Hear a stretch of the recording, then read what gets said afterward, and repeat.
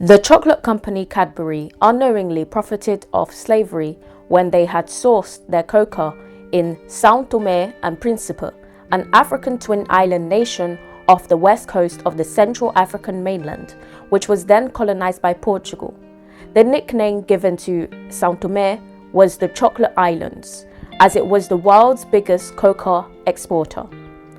Between 1819 and 1822, the Portuguese brought Teobroma coca trees from Brazil to STP. By this time, the Portuguese had occupied these islands for over 300 years after bringing mainland Africans to these previously uninhabited islands as enslaved people. Portuguese investors bought land from local Criollo who had mixed Portuguese and African ancestry to grow the coca. In 1824, the first coca tree was fully grown. The coca production would mainly take place in roças, which were semi-industrial plantations which functioned as villages, each with their own churches, hospitals and housing for thousands for enslaved workers and then indentured workers when slavery was abolished in the Portuguese Empire following a treaty with US and the UK in 1869. Most indentured workers were male and female convicts brought from Portugal's other colonies such as Angola, Mozambique and Cape Verde, and they were recruited on a 5-year contract. In order to recruit the workers, colonists followed old slave routes into the mainland. Many were pressed into working in STP after they were forced to march to the coastline in shackles. Between 1888 and 1908, 67,000 Africans were shipped to plantations on STP to become low-wage contract workers with very little rights and inhumane conditions. Men were tasked with harvesting and transporting cocoa pods, and women were tasked with extracting and preparing beans for fermentation and drying. Working hours were 62 a week and a half-day off on Sundays. During the early 1900s, men received 2,500 reis a month, and women earned 1,800 reis per month, which are $2.50 and $1.80 respectively. Workers were well fed and provided with adequate housing and some medical care. The diet mostly consisted of vegetables, fish, rice and beans. Workers could also buy clothing, tobacco, soap, cotton, cooking utensils and rum from a store. But since these were purchased at the company store, most of the workers' wages ended up going back to the pockets of the plantation owners, as well as 40% of their wages being held back in a repatriation fund, which apparently did not exist in most plantations. Alcoholism was widespread, as well as malaria. The general death rate was 20% per year. They were also prevented from growing their own coca and even leaving the roça. Runaways were subjected to severe punishment. To ensure continuous production, owners renewed contracts without their workers' knowledge, and some whose contracts were not renewed discovered that their savings were not enough to travel back to the African mainland. Children born on the plantations were considered absolute property of the plantation owners. However, European chocolate makers were not aware of these conditions. Coca from STP was the principal source for Britain's 3 largest chocolate makers, J.S. Fry & Sons, Rowntree and Cadbury. Founded in 1824 in Birmingham, John Cadbury began selling coffee, tea and drinking chocolate in Bull Street in Birmingham, moved into factory production in 1831, selling coca and drinking chocolates. In 1842, he became the first to sell chocolate to eat, and in 1847 he partnered with his brother Benjamin and became known as the Cadbury Brothers. In the same year, Cadbury's competitor, J.S. Fry & Son, sold the first chocolate bar. In 1861, John Cadbury's sons, Richard and George, took over the business, which at the time was on its way to bankruptcy. The Cadbury family were Quakers, and many Quakers were linked to abolitionist movements. John Cadbury was born into an anti-slavery campaigning family. John continued his family's activist legacy as he campaigned against child exploitation as chimney sweeps and animal cruelty. He also believed that his tea, coffee and chocolate would provide a mass alternative to alcohol, which he believed kept many people in poverty.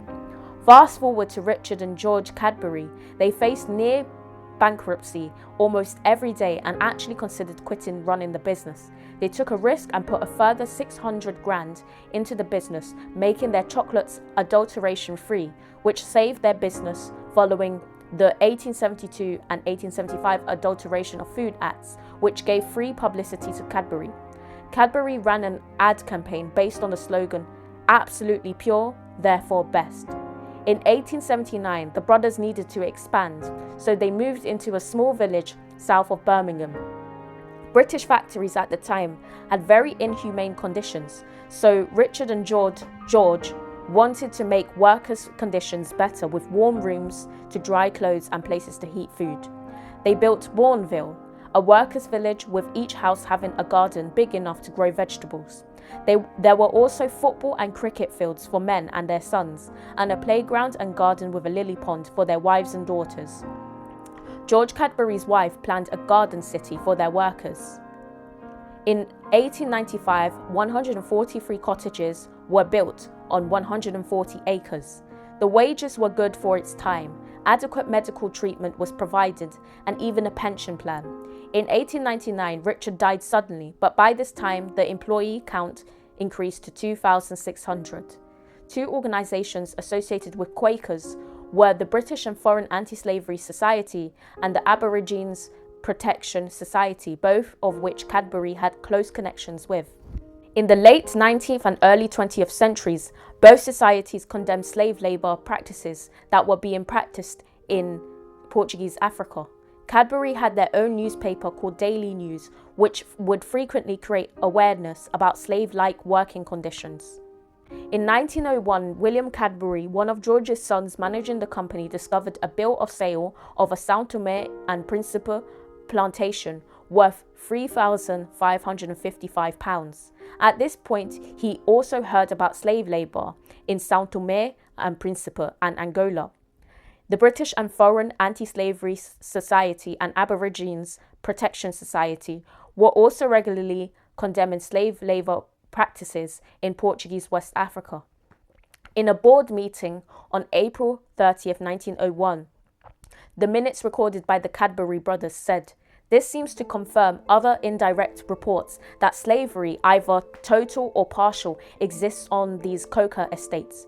We agree to assist in the investigation and, if need be, the publication of the facts of the case through the Anti-Slavery Society or otherwise, and WAC, William Adlington Cadbury's initials, is directed in the first place to see Joseph Sturge or William Albright and seek advice in the matter." The company did not publish the bill of sale because they wanted to get proper evidence of labour abuses. Much of 1901 and 1902, William spent his time gathering information. In early 1903, he travelled to Lisbon, the home of where most STP plantation owners lived. He interviewed some of them as well as the Minister of Marine and Colonies, and was reassured that a new legislation would be issued very soon which would improve the working conditions in the islands. The legislation introduced a minimum wage, with 40% being placed into a repatriation fund and protection against illegal labour recruitment. The Cadbury brothers wanted to hire somebody to investigate the working conditions, making sure the labour reforms were placed in effect. However, the British government begged them not to do so yet and give the Portuguese a year to ensure regulations are put in place. William Cadbury grew very impatient, and in March 1904, he told the head of the African department that Cadbury would look elsewhere for their cocoa beans if labour conditions did not improve. On October 22, 1904, he sent a letter to several other chocolate firms explaining the slave labour problem in the plantations and requested support for a private investigator. While this was happening, investigative journalist Henry Nevinson travelled to STP and Angola to observe the conditions in 1905. He published articles and photographs on what he found in Harper's Magazine, and they were also compiled as a book called A Modern Slavery, published in 1906. Nevinson said that West Africans signed a 5-year contract and on paper were free to return home after their contracts ended, but no one ever returned. Children born on the plantations were also not free to leave. In that year, Cadbury hired a Quaker named Joseph Burt, who had no previous connections to the chocolate business. He spent 2 years traveling, including 6 months in STP. His findings confirmed the same things Nevinson had claimed, and he sent his report to the British Foreign Office. However, the Foreign Office told Burt to edit the report to avoid offending the Portuguese. The report was released to Portuguese planters in 1907. William travelled to Lisbon in that year to meet with the planters on behalf of English cocoa makers. He said he did want to keep buying their cocoa, but their death rates were too high, that the recruiting methods in Angola bordered on slave tradition, and that no contract labourers had ever been repatriated. If Cadbury Brothers Limited was to continue buying cocoa from the islands, the firm had to be certain that in the future it is to be produced by free labour. The following year he travelled to STP to see if the reforms had been implemented and concluded that the Portuguese government did not. He also travelled to Ghana to observe its infrastructure, which was a potential alternative to STP cocoa.